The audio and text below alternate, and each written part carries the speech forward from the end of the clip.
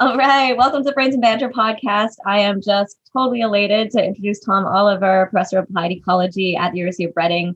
Huge fan, stalk him all the time. I cannot wait. And so, yeah, I don't even know where to begin because everything you do. So your book, The Self Delusion, is just so necessary. Oh my gosh, it's very, very, everything is highlighted. But I think just so important right now. I was wondering if you want to just sort of start by introducing yourself and the work you're doing before we jump into a big conversation so people get to know you a bit. Yeah, sure. Yeah, no. And thanks. Yeah, thanks for inviting me. It's really great to be here. And I guess, excuse me, a bit about me in terms of my background's in ecology. So I'm an applied ecologist, but I've always had an interest in kind of psychology and also Eastern religion and, Buddhism and Zen and Taoism. And actually, obviously, I'm, as an ecologist, very concerned about loss of biodiversity. And, we're facing this massive planetary crisis, interlinked crisis of climate change, biodiversity loss, pollution. So really driven to sort of address those problems. And actually, one of the things I realized is that those two subjects aren't so distinct. Actually, by kind of thinking about ourselves and the way we relate to the world, actually, turns out it's absolutely crucial to promoting some of these behaviors about reversing biodiversity decline. And so that was, for me, something that was really nice to connect and join the dots between two of my kind of interests in my life. Absolutely. It's incredible. Yeah, that interdisciplinarity thing is so key. You're probably going to keep going, then I interrupted, but I just think that sort of, like a hyper-connected brain works best when it's branching and branching and branching. And that's what like interdisciplinarity is. Like there's this like key subject, and then you could talk about compassion or biodiversity loss, but you can do so from so many perspectives, like you were saying earlier, like absolutely. So did you find like when you started connecting the dots, was it just like it opened up even more like connections, like more and more as you kept going? Yeah, I think so. I mean, I think that linking up across disciplines to me is really key, because I think, in the modern world, we've got a lot of, great progress through our science and our technology, but actually we've become very siloed. And some of the big issues and solving them really requires kind of linking up and joining the dots between the sciences and the humanities. And that's just really not enough is done on that. It's not really facilitated through the kind of structure of our universities with, a life sciences department across the way from a philosophy department, and these kind of disciplines don't often talk to each other enough. So for me, that's, kind of super important is linking those dots and taking the bigger picture. And I think we don't do that enough. We have, a lot of advances through this kind of reductionist approach to science and technology, but actually the more holistic understanding of these sort of broader systems, ecological systems, social systems, and how they interact. I think we definitely shouldn't forget that, and it has been relatively neglected. Do you think that so the idea, how you talk a lot about individualism versus collectivism, and then this idea of like the resistance to interdisciplinarity or sort of new things has to do with that. Like I know in academia, it's like there's a lot this like coveting of ideas almost, and like this is my idea and I don't want to share it. Whereas I think interdisciplinarity is like, oh, I have this idea and let's talk to a bunch of people to see what they think about this idea, which seems so much more productive. So do you think that like the individualistic competitive attitude of sort of the world kind of feeds in and affects that? I think I personally think you get massively more gained in academia from being much more open and collaborative. And people worry, what if someone steals my ideas? But actually, even if 1 in 10 of your ideas was stolen, actually the other 9 that you've shared suddenly become much more impactful because you've kind of taken on board feedback from other disciplines and built those. And so to me, it's a kind of no-brainer that we should be much more collaborative. And I think this siloed nature is a problem in the sense that there's this inertia in the system where the way one professor might have done things, he kind of, or she passes that on to their students. And that then is the way of doing stuff. And I think, there's often a drive to kind of do the things we need to do to kind of get a position, get a job, get tenure. And so that feels like it's almost ticking things off. And before you know it, you've kind of narrowed down into such a specialist field and kind of carrying out research without really looking at the bigger picture and saying, okay, what's the sort of strategy behind this? What's the ethics behind this field? And I think all academics probably could take some benefit from sort of stepping back. I mean, in ecology, I call this slow ecology, kind of thinking, is my experiment really necessary? Is it having negative impacts in some way in terms of the resources that I use, or traveling across the world to go and do these studies? And maybe, can we really focus our work on where it has the most impact, rather than just trying to produce kind of papers or research for the sake of it, because that's where we get ahead, and that's what we need to do to get tenure and etc. So yeah, it's tough. And then also it's so much harder to get your work out through academia because of paywalls and stuff too. And then I have a couple chapters and books that I want to come out, but it takes so long, right? Whereas if you're kind of more, if you use social media too, there's kind of a resistance to that. But I've been finding with academia, if you you've been doing through Twitter, I think that's such a good way to reach young people too, because all of my students, through my social media tweets, they're they love your book. They can't wait to read it. And I think that's so key, an openness to new avenues of learning, new ways of getting your writing out there too. And I think,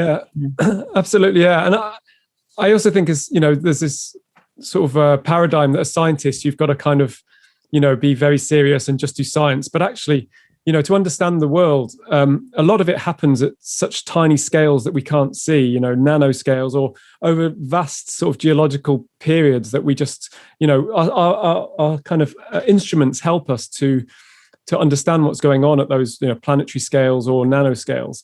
But actually to then understand that and to pull it together into some coherent worldview kind of requires imagination.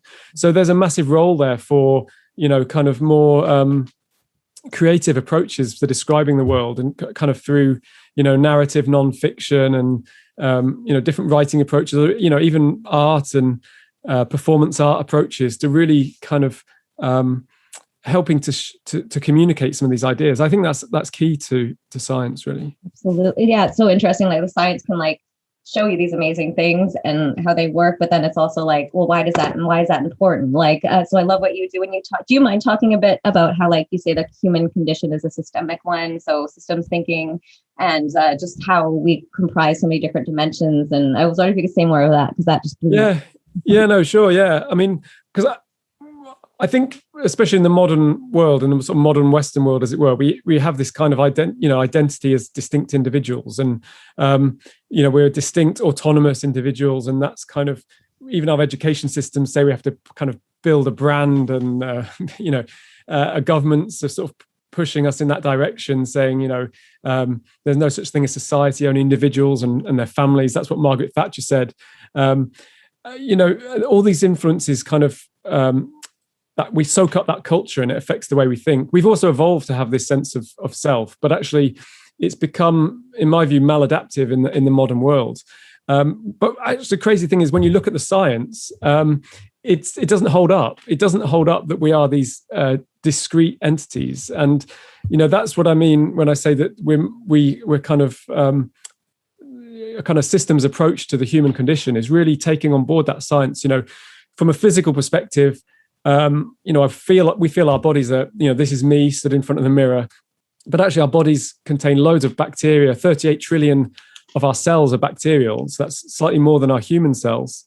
There's 440 species of bacteria in your elbow joints, 1,000 species in your mouth, and in your gut. Of course, many people have read about the microbiome in our gut that affects our moods and behaviors, and again, that detracts from our supposed individual autonomy.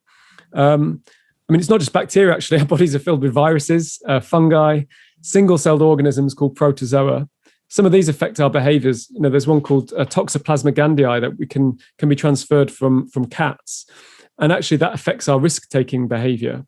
What? So yeah, because it actually infects rats, and the parasite makes them more likely to be caught by cats, who are the second host. So what it does is it makes them more risky. So rather than hiding in the edges, and they're actually taking this really bold, brazen behavior, which allows them to get caught, because the parasite wants to be transmitted into the cat and carry on its life cycle. Incidentally, then it infects humans as a accidental host. But then that also, because we have a similar mammalian nervous system and brain, it's thought to also affect our risk-taking behavior as well. So, all these influences kind of in our bodies are, detracting from that autonomy. And even in our human cells, inside those are tiny organelles called mitochondria, that the sort of powerhouses, they produce all the energy. But those originated from bacteria, the single-celled bacteria that were engulfed by another cell.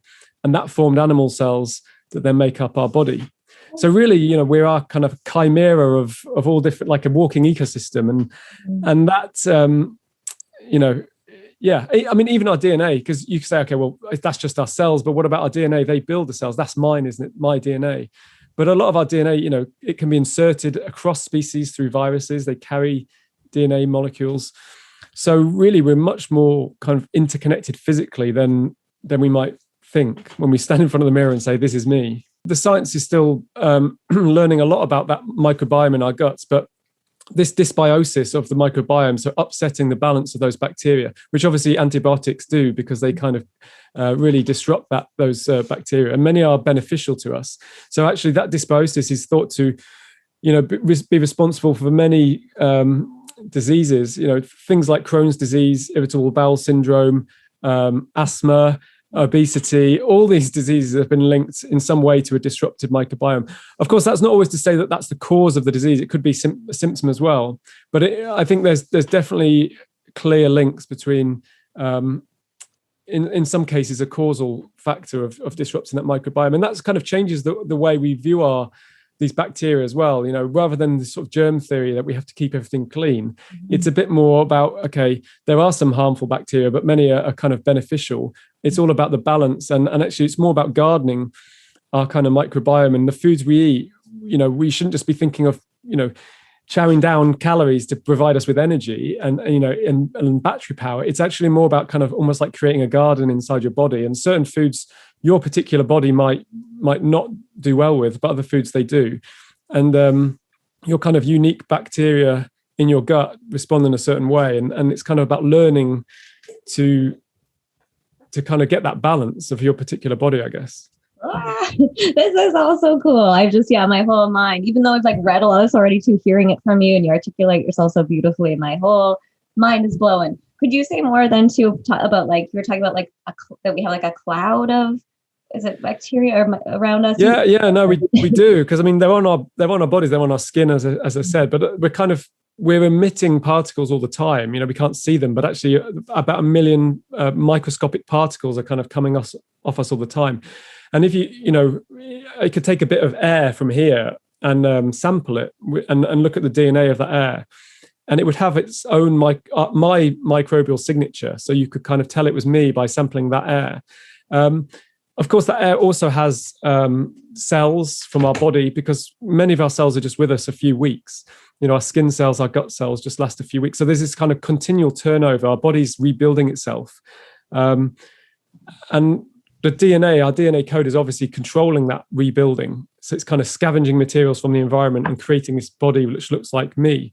But that DNA is borrowed from our ancestors, and we'll pass it on to ancestors to come. So in a sense there's nothing really that kind of, is, you can pin down as you as a discrete entity. It's all kind of, transient flows of energy and information. I guess then maybe that points to the mind, maybe that we are this in our heads. But actually, when you look at other science like neuroscience and psychology, philosophy, even, these disciplines really starting to show that that's also an illusion as well. Yeah, do you know Anil Seth? Like, I love his work on and like the whole reality is like an agreed hallucination or whatever too, right? Which is kind of what you say about the self. Actually, I do want to I didn't get to ask much. So I mean, we see now why the self is a delusion, obviously, like you're saying. But do you want to say more about that, and also like why that's important, like why you think it's necessary that the world knows that, and how that can really contribute to like a new myth or way of understanding the world and how we live? Yeah, sure. Yeah, I mean, I think a bit more about the delusion first is probably to think a bit about, well, coming back to our minds. So, okay, physically we're not distinct, but then maybe in our heads, this is me, this is my kind of distinct entity.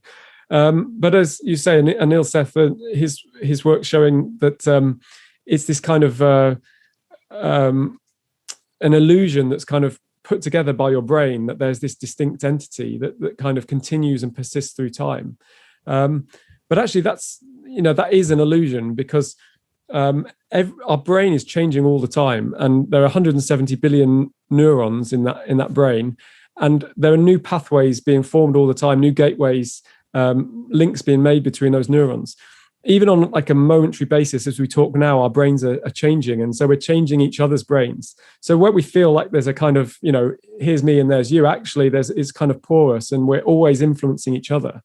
Even things that we say and touch, but also smells as well. We can't see those, but there are pheromones in the air around us that we emit, and when we're happy or when we're stressed, those pheromones also are received by the people and create those emotions in other people as well. So we're kind of communicating all the time and transferring emotions across brains.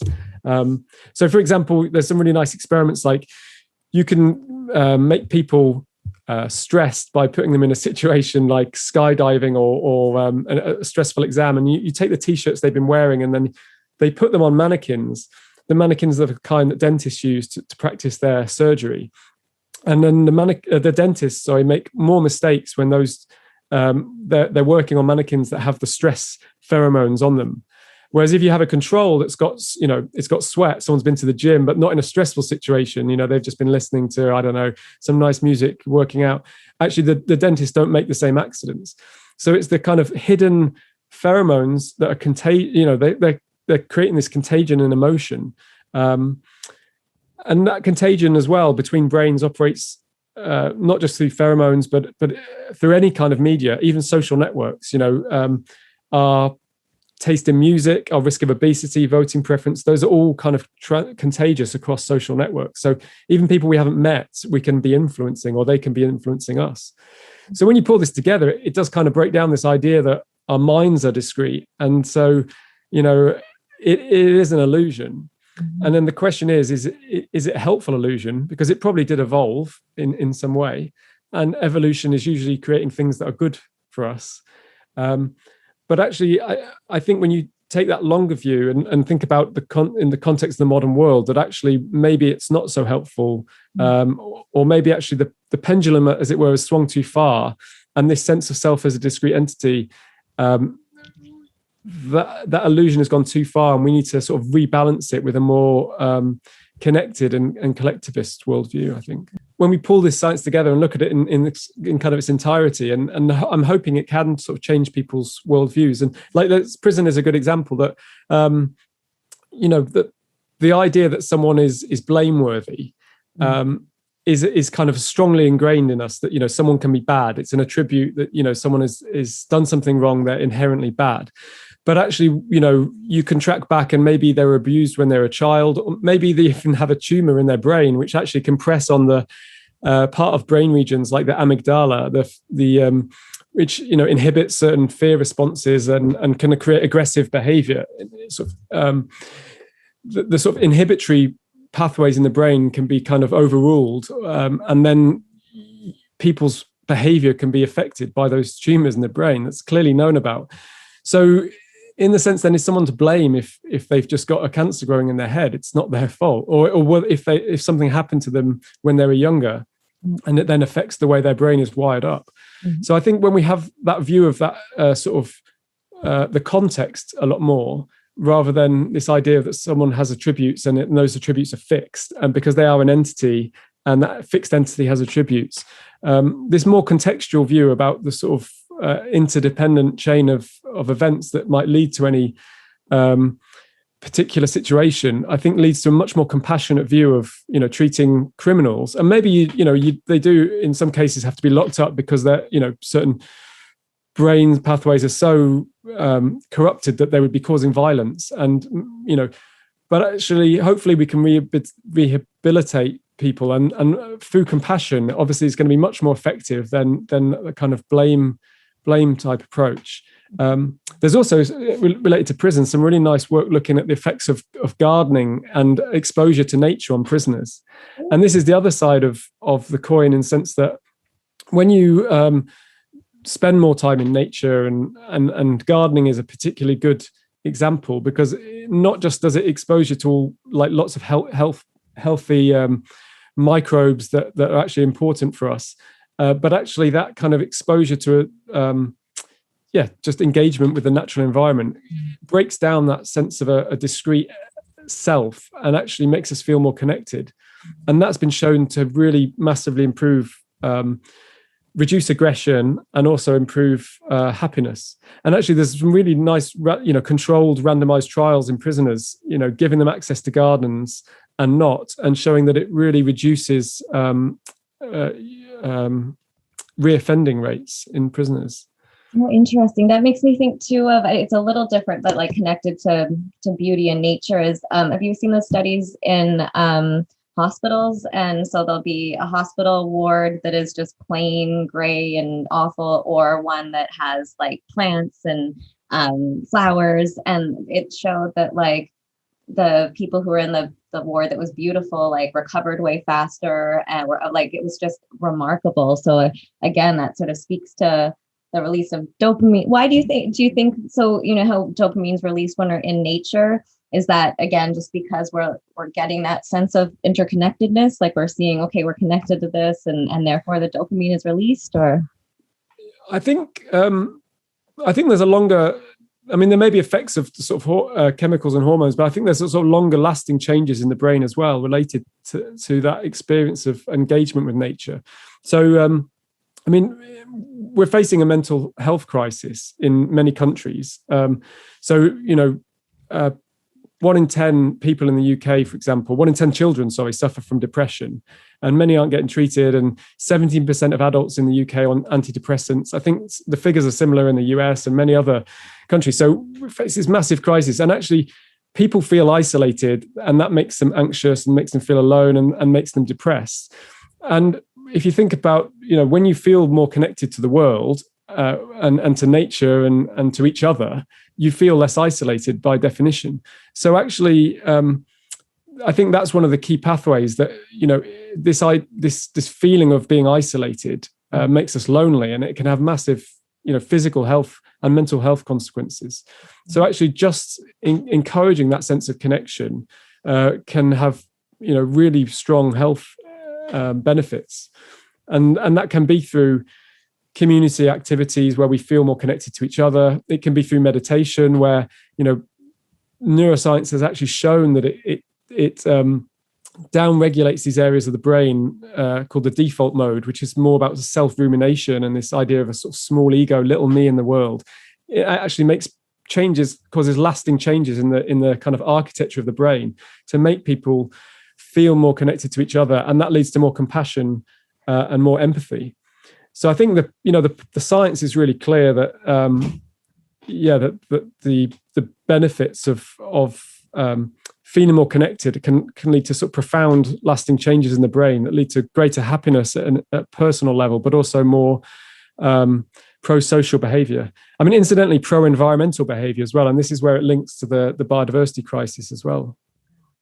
That's so amazing. Sorry, too. It makes me think of like the rise of eco-anxiety and eco-grief. Do you know Glenn Albrecht? He's I think he's based in Australia. Yeah. Oh, yeah. It's so amazing. And then that just makes me think. So again, that idea of interconnectedness. So like our psyche is the Earth's psyche. I know you had this like in a talk I watched where like these circles, and like there was like yourself and nature, or yourself and nature, and then the final one was a circle where like they're totally one. And like, that idea sort of comes, like you said, with meditation or psychedelics, where you're sort of, the default mode network shut down, and then you're entering this space of like a moral space where you can feel connected to everything and experience different perspectives. So I'm not so up on those studies. There's also, I guess, some really promising work in psychedelic drugs as well, because they improve increase connectivity across different brain regions. And I think that there's lots of evidence there that can improve depression and anxiety. I guess in a way, it's we get stuck in a kind of rut in the way we think, and it's natural because that's the way habits happen. To learn a new skill is about kind of new networks being wired, and those we can have bad habits as well, like kind of, smoking or something. It's addictive because we've got these pathways that are wired in. And I think the self-rumination can actually be a similar kind of bad habit in the way we think. And actually overcoming those habits can be difficult because we kind of just snap back to doing that way, thinking, seeing ourselves as this little me in the world, this kind of discrete ego. But psychedelic drugs, I think, can be valuable because apparently they kind of throw everything up in the air for a moment, and they create this connectivity across brain regions which are not necessarily always working together normally. And that can sort of show new ways of thinking and new ways of being, that then you see there is another way to be. And maybe you can work towards that in a way, more structured way, through meditation or through nature engagement or community work as well. So I think it can be valuable in that sense. So true. Also, this is Kennedy Holick. Woo, hello, you made it. Nice to meet you. He's not an early riser. I was up, but my computer wasn't working. But I was up, so I couldn't believe it. Woo! Yeah, she does not like to get up early, so she was so excited to talk to you. So yeah, Kennedy, do you want to quickly introduce yourself, like just what you do, all that kind of stuff? Tell Tom how cool you are. Oh goodness, my name is Kennedy. I don't know. I don't do much. I can play instruments and write a little bit, but it's like a hobby. Pictures, smart as hell. She can write beautifully, like such. She's one of the best students I've encountered. So yeah, she's awesome. She's too humble. Lovely, nice to meet you. Yeah, I kind of got confused when you talk about just getting up then, because it's afternoon here. So like I've been swimming in the Thames today already. I was thinking, kind of getting up at 3 p.m. No, I just woke up at 7:33. So normally I'm like an 11 a.m. I'm a 4 a.m.er. Yeah, a little difference.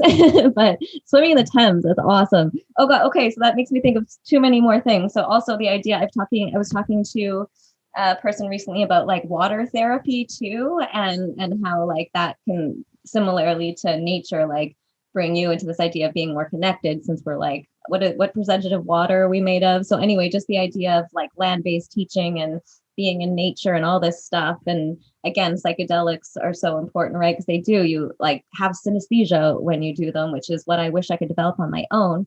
But apparently you can develop synesthesia by really engaging in metaphor and association as much as possible. So that's something I've been working on, because like poetry and like fiction again. That's cool. Yeah, isn't it so cool? Because the more associations you make enough associations, their brain's gonna like remember those associations. And so anyway, something I've been working on forever. It still hasn't happened. But anyway, yeah, I just so Kennedy. No, that's cool. I think our education systems aren't rigged up. They kind of train this part of our brain which is very sort of analytical and almost, to the degree of, it gets towards that male type of the brain, which is sort of, taken to the extreme, becomes sort of autistic. And I think, the more kind of female elements of sort of sensitivity and receptiveness. And I mean, in ancient Chinese religion, Taoism, it's the kind of the yin and the yang. And we're kind of, our society is very much focused on that kind of yang side. And actually, those approaches to sort of making connections and lateral thinking, I think we've it doesn't come out on an IQ test necessarily, but it's so important. And I think, I mean, you said just before about kind of exercising in nature. And I can't understand why people go to the gym and do like on a running machine in a kind of hot, sweaty room when you could be out running outside if you live somewhere, if you're fortunate to live somewhere like in the countryside. Because, when those experiences of connecting with nature, and it's not just sort of speculation now, there are sort of, you mentioned before about the diagram I showed about these circles, either it's like the self and nature. This is like a one question survey, but some of these surveys are more detailed. They'll have several questions, but actually they map together pretty well. So if you score more connected to nature on this one question survey, it tends to reflect the others. And so it's basically two circles, self and nature. And the idea is you kind of score whether you think they should be apart or closer together or completely overlapping. So that when you think they're completely overlapping or close, you have a higher sense of nature connectedness. And then people have looked and say, well, what does that correlate with? If you have an attitude of greater nature connectedness, does it mean you're happier, or does it mean you carry out more pro-environmental behaviors? And that's true. So you tend to be less anxious. you tend to recycle more, reduce your carbon footprint, more likely to join conservation organizations. So there's a really clear link between the psychology and our self-identity and our overlap with nature, and literally concrete actions about whether we, protect the environment. So for me, that's a really sort of deep leverage point for sustainability, whereas a lot of environmentalists, are doing good work, but I would argue that they're still very stuck at the level of kind of these more superficial leverage points about, okay, let's put a tax on carbon, or let's create a new environmental regulation. And of course that's important, but we need to, think about the way we view the world, and our kind of, the worldview is so instrumental to, how people choose to travel, what they choose to buy.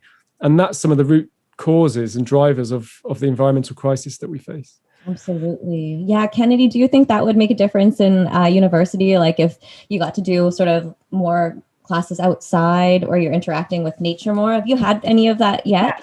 Yeah. I haven't. But I can, except for you, we did like our journal stuff. Like we would have to go for walks and stuff. Yes, totally. Yeah. I would go ahead. That's probably the only time I ever, in high school we did it sometimes. I remember like English class, we would go outside like when we were like doing our poetry unit, and we would go outside. But I think it'd be more beneficial. I love being outside. It's my favorite. Totally. Yeah. Kennedy loves to camp and travel and all that stuff. What course are you doing, Kennedy? What study? I was taking English. English. Okay, cool. And then she did an interdisciplinary course with me, arts, which is so cool. I don't have it at other places, but it just called Arts 1100, and you can sort of combine everything. So I kind of did consciousness and ecology and neuroscience and just pulled it all together. And it was, wow. That's really nice. Yeah, that was really fun. It is. I'd love to do some. Yeah, no, it'd be so fun. So it's I'm losing my mind, Kennedy. I've been talking to Tom and just losing my mind. I'm so excited, as you can tell. But you brought up, it's so weird, Taoism, and so the first sentence of that chapter I keep talking about on intersex and the healthy meta humanities is a quotation from an intersex activist describing what it feels like, that androgyny, and it refers to it as the effortless union and fusion of yin and yang. So like the beautiful fusion of the masculine and feminine energies, but to create something more complex and enriched. And that's sort of, I think, what's so cool, right? It's not just the combination of both, but then how they interact in real life. And I think the more that we can like remind people of that and do what you're doing, I think there is like a chance that we can save the fucking world. But also what you said, there's a beautiful quotation that your mind is connected intimately to others, often sharing information between connectomes. The sum of all minds and bodies currently alive make up our social system. And anyway, so you've talked about this, but I just love the idea Kennedy's been talking about, how our minds are so connected and we influence and affect each other. So is that part of your work too? Just like, is it like activist as well, would you say? I think, well, that was kind of the motivation behind the book as well, is, well, kind of, learning more myself about these things and branching out of kind of working in a very narrow ecology topic to something, bringing in, physics and chemistry and neuroscience and, just kind of that love of pulling the threads together. But yeah, I mean, one of the reasons was to really try and develop and convey that kind of sense of awe, the world of, when you really look at the science, it's amazing, like this levels of connectedness. And like you say, we view ourselves as kind of individuals, and we have these institutions, and it feels so kind of, and the world's out there, and it's such a big thing like climate change and the economy, and how can we as one little individual do something? But when you kind of realize that we're all connected, and actually our worldviews actually comprise those institutions, whether it's our justice system or our economic system, they're just a set of protocols and rules and the way people interact, and that's defined by our worldviews. So because of this contagion that our worldviews can massively affect others, there's this kind of, it feels, we can actually change things by just simply the way we are, by changing, our worldviews and our mindsets actually has a kind of cascade effects and can transform these institutions. And for me, that's one of the roots or the keys, because I think many people are sort of saying, well, okay, we're stuck with this kind of, for example, like a very liberal capitalist system. And that is not to say that capitalism in itself is bad, but actually the way it's configured at the moment with all this externalities that sort of is degrading the environment. And so some people have said, well, okay, well, what if we kind of incorporate those externalities? So we don't have the price on things includes the impacts on damaging biodiversity, and you can kind of account for that. But these externalities aren't minor. It's like the major part of the value is this negative impact on social systems, on air quality, on ocean acidification, on biodiversity, on climate change. So there's a lot of externalities to bring in there. But under this view, you kind of treat everything as capital. So you give biodiversity a price tag and you say, let's just put it into the equation. But the risk is that you're kind of creating this transactional mindset where you just further creating this disconnect between us and nature. So nature's out there, it's these objects that we can kind of get the prices right and incorporate into our economic system. And to me, that's the kind of, not what we need to be doing when it's actually about creating that sense of oneness and engagement with nature, because that then translates to these, actions and care for the natural world, and actually there's being aware of the connections, and there's being caring about, the fact that I might buy something on the internet and it's going to impact an orangutan in Indonesia because it's actually containing unsustainable palm oil. So I need to be aware of that because it's so hidden at the moment. But also I kind of need to care that, it's not just about me, it's about other species, it's about, this sense of global citizenship and stewardship.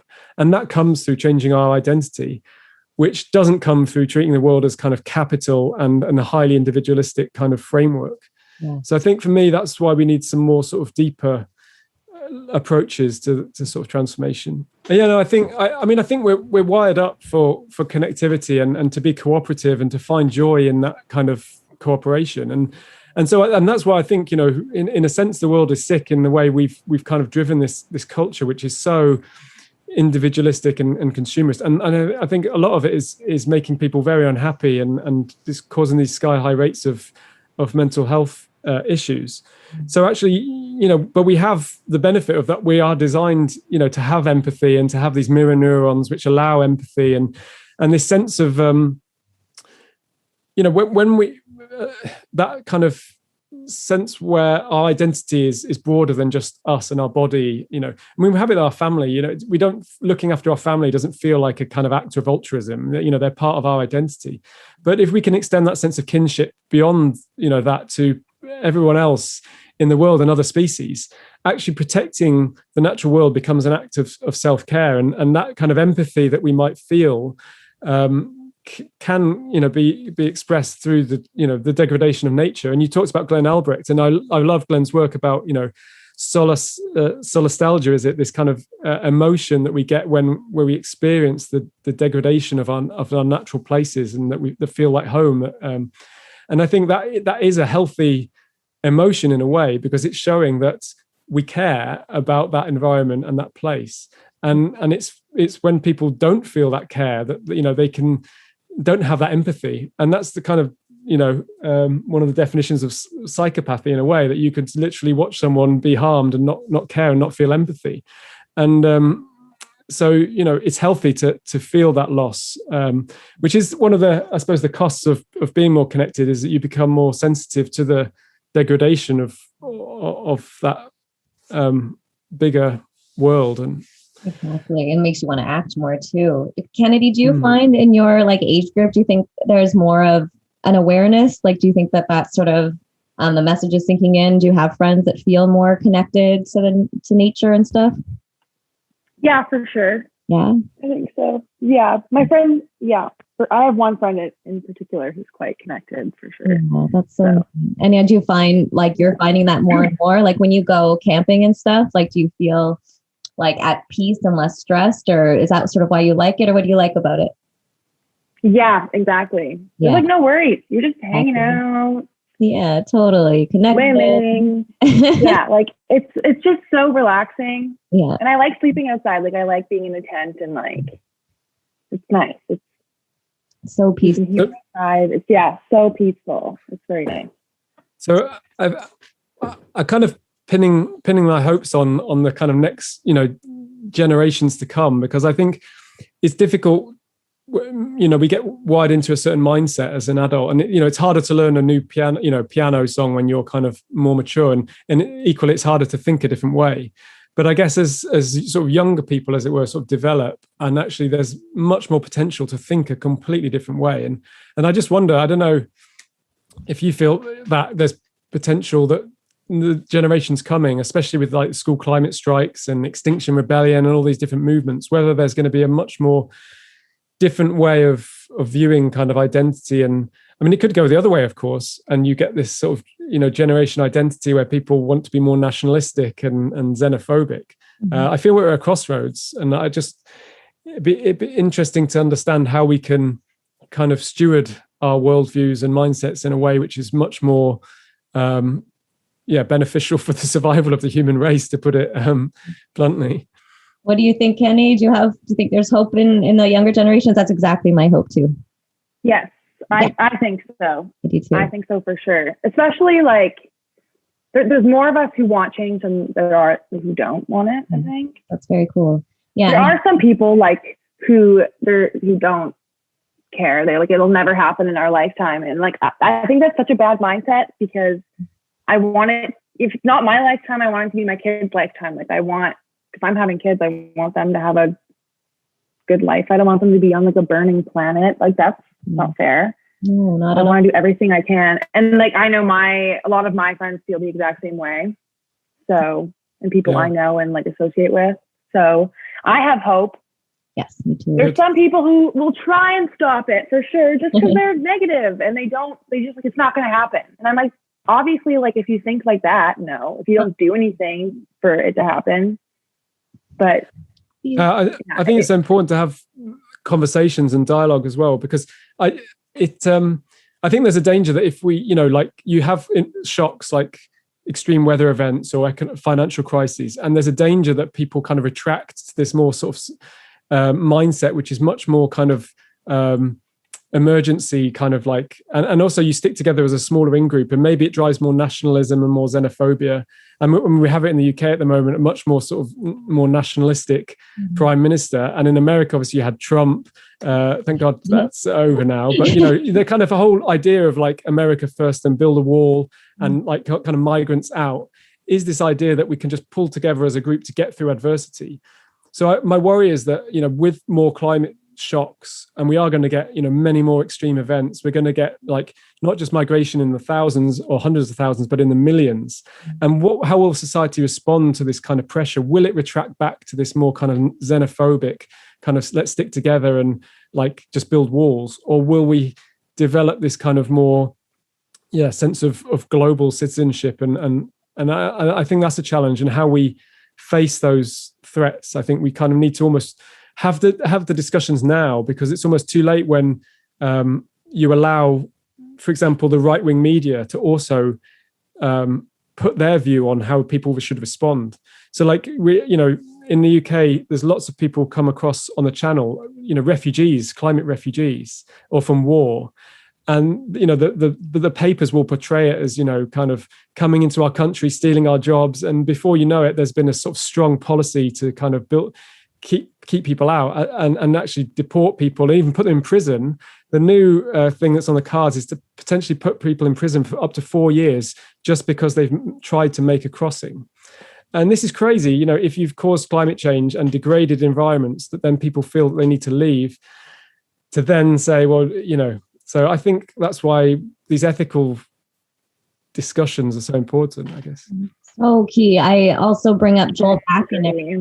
Yeah, do you have something to say first, Kenny, before I ramble on? Oh, I totally agree. Yeah, totally agree too. I love you. So Joel Bach, do you know Joel Bach? And he was also interviewed by Russell Brand. So he's a professor of law, but he's also written The Corporation and The New Corporation, so documentaries, and they're on the idea that corporations, the first one, have like an actual personality, and that personality is the psychopathic personality, right? No empathy, do anything to get ahead, not care for others, just progress, competition. And then, so his concern is that, but then now the new corporation is the idea that now it's kind of hidden in like greenwashing and everything. So we still have the corporate psychopathic mindset, but sort of kind of hiding behind promises that, they're promises that, won't. So anyway, so that idea about, the world itself kind of, and the West being psychopathic in mindset. But I think because there are so many of us, I have a chapter coming out in the Routledge Handbook of Health and Media on eco-anxiety, eco-grief, and the media and climate crisis. And all of the research sort of shows there's been this really strong eco-awakening and just an awareness of interconnectedness. And I think, like you say, how the media, culture, everything shapes and forms us. So if there's more and more information out there about being interconnected, about changing the world through podcasts, through your books, through social media, just through everything you're all doing, I feel like, exactly what you say, our expanded minds will thereby expand others' minds. And then the collective consciousness will change, is my hope, at least. That's what I'm praying for. Yeah.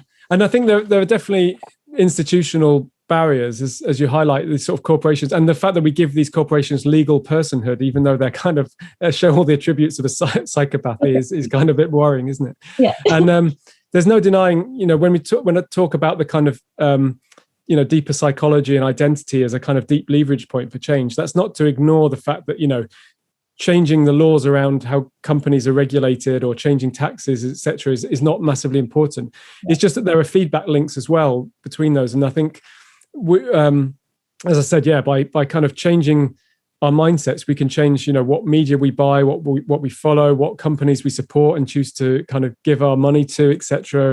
And we can also change what politicians we put in power, who then create the regulations that regulate those companies. So I think we do have a lot of power from that kind of bottom-up perspective to create that institutional transformation as well. Mm-hmm. And there are some nice initiatives now, like it's a bit of a mouthful, Intergovernmental Platform on Biodiversity and Ecosystem Services. Mm-hmm. So these are like the IPCC, who do the climate change analysis. IPBES, the one about biodiversity and ecosystem services, try and understand how, global biodiversity change and understand how our natural environment is changing, and partly in response to climate change. But one of the things this organization now, it's an international organization, thousands of scientists kind of chip in their expertise to produce these synthesis reports. But one of the things they're trying to focus on is solutions. And actually, what's really nice is they're focusing on transformational change now, as in their latest report. And actually, when I went to an initial meeting, and there was a lot of discussion, not just about sort of, okay, how do we change companies? How do we kind of change, regulation? It was about the deeper transformations that we've talked about. How do we change, the kind of ingrained, kind of hyper-capitalist, individualistic mindset of our modern society as a kind of leverage point to kind of unlock some of these other points of change. So that was really encouraging that, there's a recognition even in sort of more mainstream environmental science around that.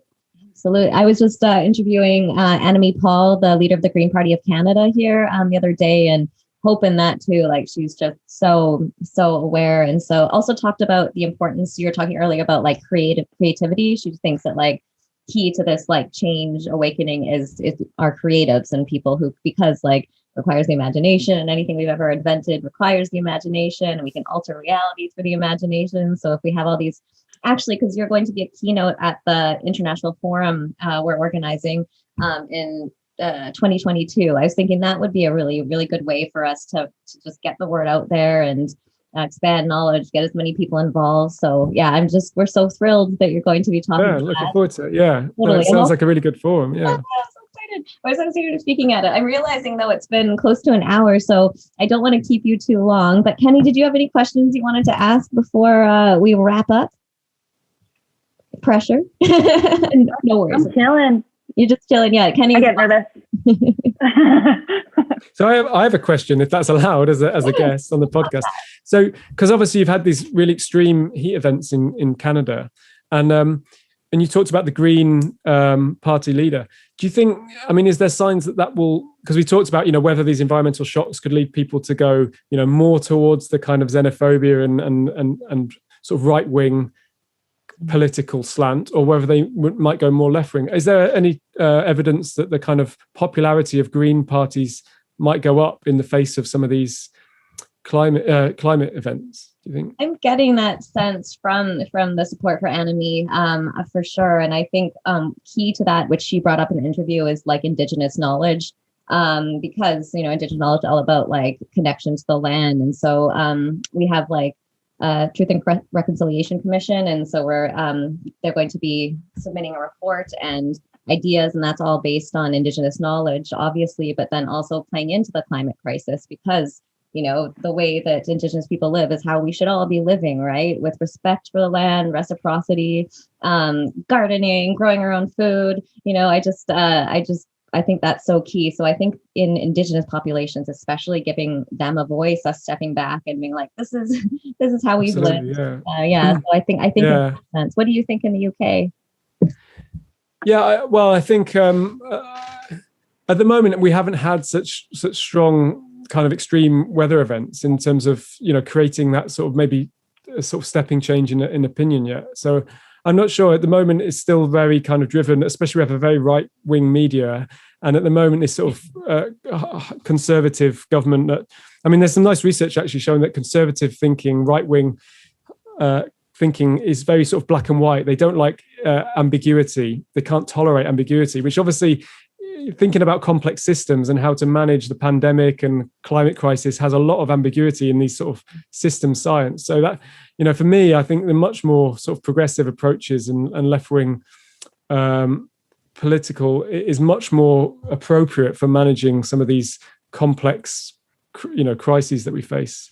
But what you say about Indigenous knowledge, absolutely, because I think some of these worldviews are thousands of years old, and actually, we think there's a tendency in the modern world that we're so arrogant that we think, we're kind of at the peak because we just carried all our knowledge forwards and here's our kind of nice inventions that we've got. But actually, I don't think we've progressed spiritually or morally much more than, in fact, we may have regressed in many ways. And I think actually, thinking of our education systems again, actually going away from, or in addition to, I should say, this sort of scientific technological approach, kind of, thinking about learning about sort of spiritual evolution as well, it seems massively key. What's more important in humanity than kind of progressing in that sense?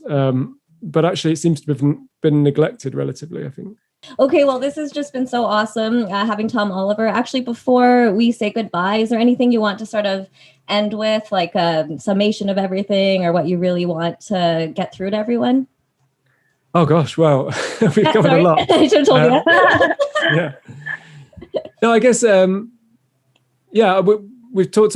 We touched on a lot of kind of deeper thinking that almost sort of spirituality and kind of bringing in those sort of deeper philosophy and religion. And I think, to me, that evidence-based that we get from modern science and the sort of evidence-based spirituality, I think something a really promising area. And understanding the science, we can explore, meditation or engaging with nature, and we can actually measure now how that leads to sort of transformation in mindsets, and then what the consequences of that might be, using quite rigorous approaches now. So I think there's a kind of path outline there to really developing more rapidly some of these beneficial outcomes. So evidence-based spirituality, I guess that's what I'll end on. Thank you. No, it's been great. It's been a lovely discussion. Yeah, look forward to interacting more. Yeah. Yes. Okay. Well, thank you so much, and the best interview, and we'll talk. Thank you so much. Mwah. Thank you. Yeah, nice to see you. Take care. I hear you, Kennedy. Mwah. Love you guys. Bye.